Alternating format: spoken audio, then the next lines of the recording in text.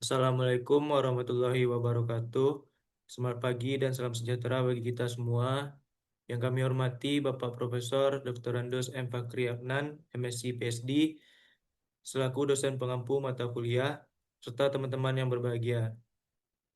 Perkenalkan, saya Rahma Algeri sebagai moderator yang akan memandu jalannya presentasi kelompok kami. Pada kesempatan ini, kelompok kami akan mempresentasikan materi yang berjudul Dampak Program Pemberdayaan Pedagang terhadap Kesejahteraan Perempuan Pedagang Kaki Lima Pasaraya Padang. Untuk itu, saya persilakan kepada Saudari Fizi Lalil Qurani untuk menyampaikan materi yang pertama. Baiklah, terima kasih kepada moderator yang telah memberikan saya kesempatan untuk menyampaikan materi pertama, yaitu latar belakang.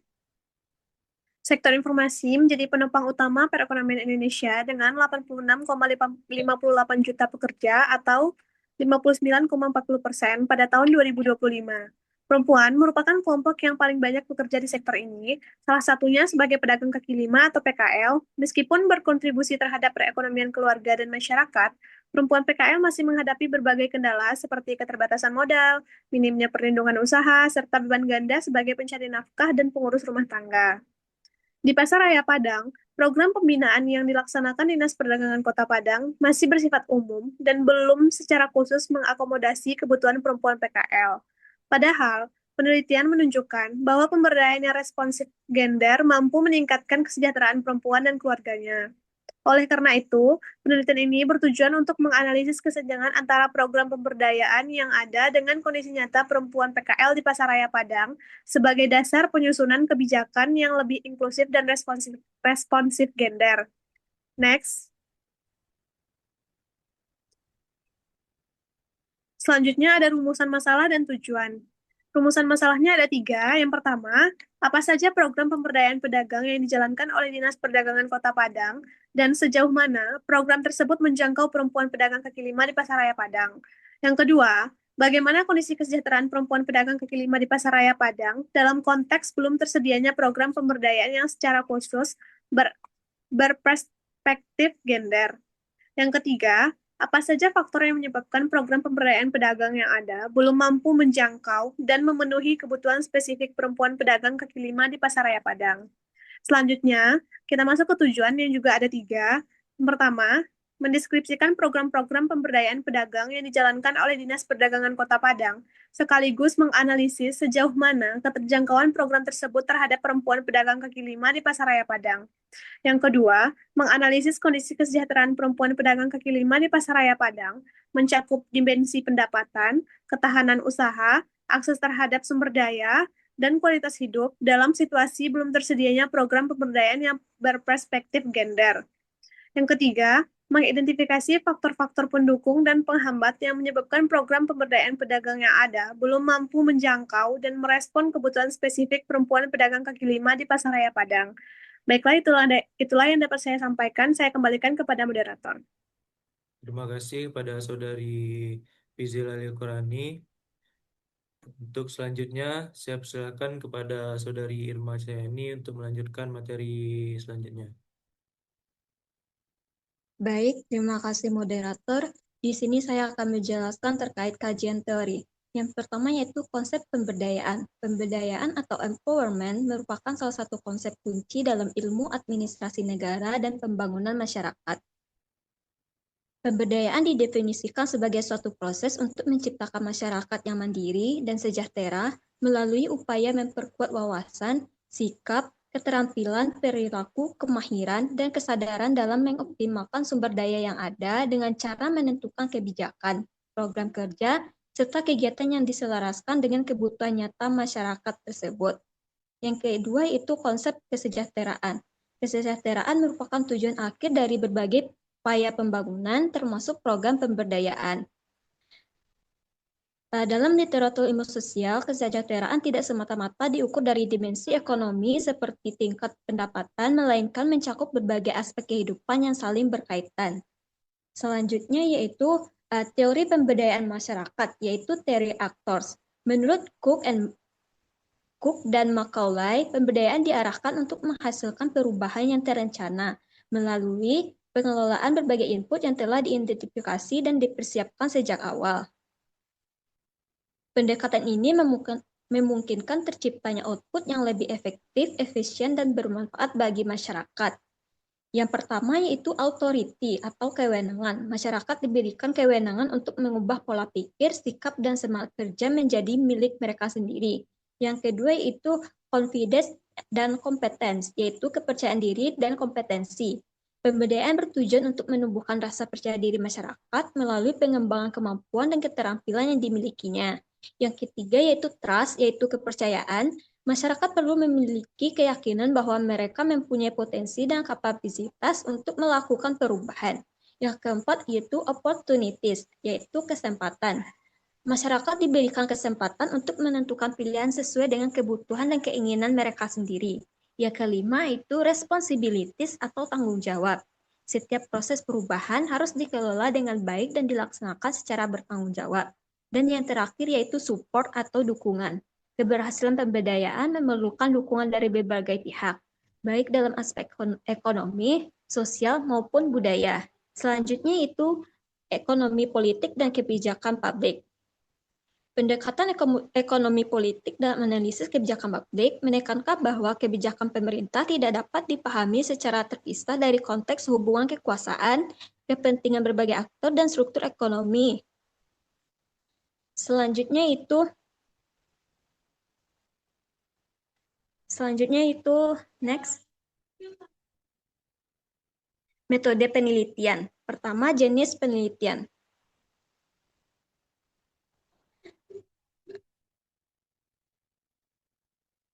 Penelitian ini terkait dengan kualitatif deskriptif, yang mana metode penelitian kualitatif dapat diartikan sebagai metode penelitian yang berlandaskan pada filsafat positivisme digunakan untuk meneliti pada populasi dan sampel tertentu. Pengumpulan data menggunakan instrumen penelitian, analisis data bersifat dan bertujuan untuk menguji hipotesis yang telah ditetapkan. Selanjutnya itu lokasi. Penelitian ini dilakukan di lingkungan Dinas Perdagangan Kota Padang dan Pasar Raya Padang, yang merupakan pusat aktivitas pedagang kaki lima. Selanjutnya itu teknik pengumpulan data. Teknik pengumpulan data merupakan salah satu tahapan penting dalam penelitian karena bertujuan untuk memperoleh informasi yang akurat dan relevan dengan fokus kajian. Yang pertama yaitu observasi. Observasi dilakukan secara langsung di lokasi Pasar Raya Padang dan Dinas Perdagangan Kota Padang. Peneliti mengamati kondisi fisik tempat berdagang, perempuan pedagang kaki lima, aktivitas sehari-hari mereka, serta interaksi antara pedagang dengan petugas dinas. Selanjutnya itu wawancara. Wawancara dilakukan untuk menggali informasi secara mendalam mengenai implementasi kebijakan di Dinas Perdagangan, serta aktivitas pedagang di Pasaraya Kota Padang.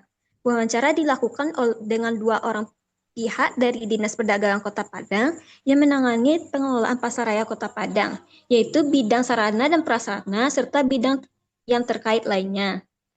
Selain itu, wawancara juga dilakukan kepada 3 pedagang perempuan yang berjualan di Pasaraya Padang. Informan tersebut dipilih secara proportif, yaitu berdasarkan pertimbangan tertentu dengan kriteria telah berdagang minimal selama 2 tahun di lokasi tersebut.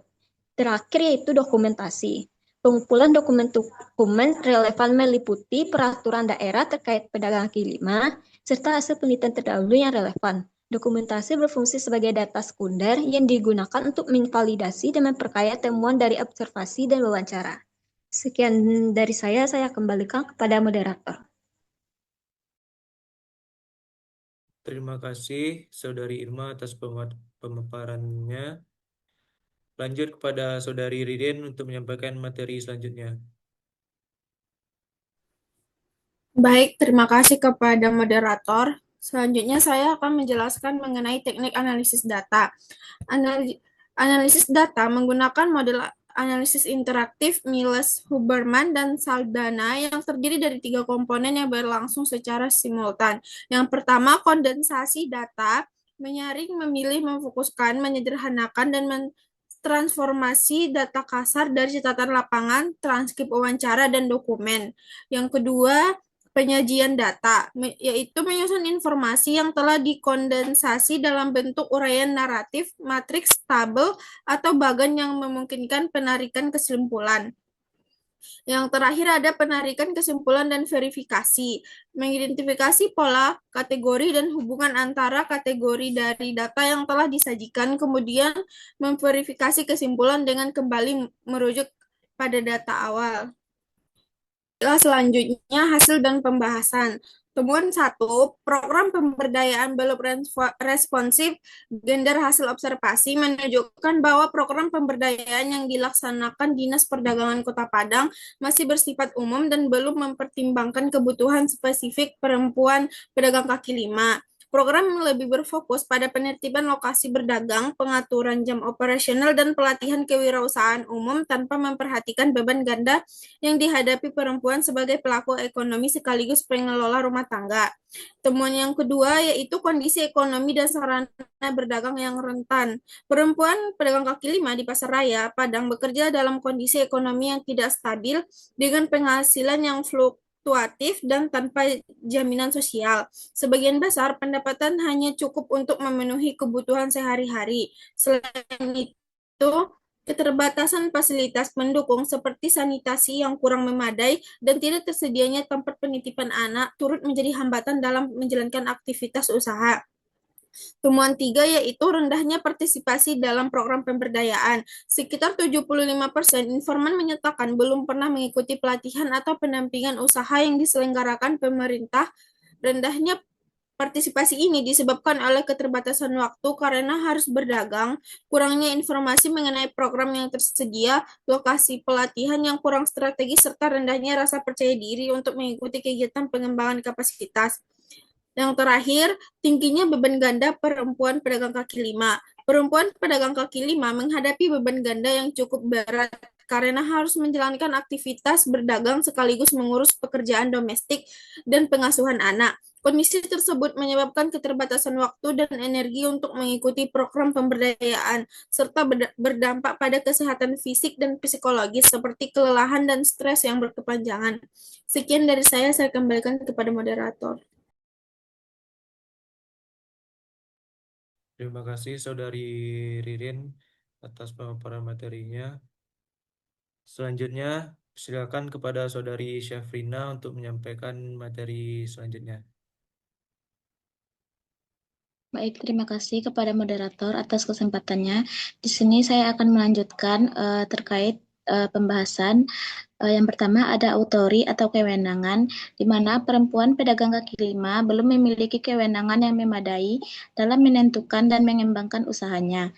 Kebijakan pemerintah masih lebih berorientasi pada penerbitan dibandingkan pelibatan pedagang kaki lima dalam proses perencanaan dan pengambilan keputusan, sehingga perempuan pedagang kaki lima cenderung menjadi objek kebijakan. Yang kedua ada confidence dan competence, kepercayaan diri dan kompetensi, di mana rendahnya akses terhadap pelatihan dan pendampingan menyebabkan perempuan pedagang kaki lima kurang percaya diri untuk mengembangkan usaha. Padahal mereka memiliki potensi yang besar, namun belum didukung oleh program pemberdayaan yang sesuai dengan kebutuhan dan kondisi perempuan. Yang ketiga ada trust atau kepercayaan. Kepercayaan di sini yaitu perempuan pedagang kaki lima terhadap pemerintah masih rendah karena interaksi yang terbangun lebih banyak berkaitan dengan penerbitan daripada pemberdayaan. Akibatnya, partisipasi dalam program pemerintah juga rendah dan tujuan pemberdayaan sulit tercapai secara optimal. Kemudian yang keempat ada opportunities atau kesempatan, di mana kesempatan yang diberikan belum berpihak pada kondisi perempuan pedagang kaki lima. Jadwal pelatihan yang tidak fleksibel, minimnya fasilitas pendukung seperti penitipan anak, serta terbatasnya akses modal menjadi hambatan dalam meningkatkan kapasitas dan usaha mereka. Yang kelima ada responsibilitas atau tanggung jawab. Program pemberdayaan belum dilaksanakan secara berkelanjutan dan masih minim perspektif gender. Kegiatan yang bersifat sporadis tanpa pendampingan lanjutan membuat dampak program terhadap kesejahteraan perempuan pedagang kaki lima belum signifikan. Yang keenam ada sportif atau dukungan dari pemerintah, sektor swasta, maupun organisasi masyarakat masih terbatas dan belum terintegrasi. Tidak adanya kelompok atau jaringan perempuan pedagang kaki lima menyebabkan lemahnya advokasi, kerjasama, dan dukungan sosial yang dibutuhkan untuk meningkatkan kemandirian usaha. Berdasarkan teori aktor ini, pemberdayaan perempuan pedagang kaki lima di Pasaraya Padang belum optimal karena aspek kewenangan, kompetensi, kepercayaan, dan kesempatan, tanggung jawab, serta dukungan masih belum terpenuhi secara maksimal. Baik, sekian materi dari saya kembalikan lagi kepada moderator. Terima kasih Saudari Syafrina atas pemaparan materinya serta seluruh anggota kelompok yang telah memaparkan materi. Sebelum mengakhiri presentasi pada hari ini, izinkan saya menyampaikan kesimpulan hasil observasi kami. Kesimpulannya adalah hasil observasi menunjukkan bahwa program pemberdayaan yang dilaksanakan oleh Dinas Perdagangan Kota Padang masih bersifat umum dan belum responsif terhadap kebutuhan perempuan PKL. Berdasarkan analisis menggunakan teori aktor, aspek kewenangan, kepercayaan diri, dan kompetensi, kepercayaan, kesempatan, tanggung jawab, serta dukungan belum terpenuhi secara optimal. Akibatnya, perempuan PKL masih menghadapi berbagai permasalahan seperti pendapatan yang tidak menentu, ketiadaan jaminan sosial, beban ganda dalam menjalankan peran ekonomi dan domestik, serta rendahnya akses terhadap program pemberdayaan. Dalam perspektif ekonomi politik, kondisi tersebut menunjukkan bahwa perempuan PKL belum memperoleh ruang partisipasi yang memadai dalam proses kebijakan. Oleh karena itu, diperlukan program pemberdayaan yang lebih inklusif, berkelanjutan, dan responsif gender agar dapat meningkatkan kesejahteraan serta kemandirian ekonomi perempuan PKL di Pasaraya Padang. Demikian presentasi kelompok kami mengenai dampak program pemberdayaan pedagang terhadap kesejahteraan perempuan pedagang kaki lima Pasaraya Padang. Kami mengucapkan terima kasih kepada Bapak Profesor Dr. Andus M. Fakrianan, MSc PSD, serta teman-teman sekalian yang telah menyimak presentasi kami. Mohon maaf apabila terdapat kekurangan dalam penyampaian materi. Saya selaku moderator mengakhiri jalannya presentasi pada hari ini. Wassalamualaikum warahmatullahi wabarakatuh.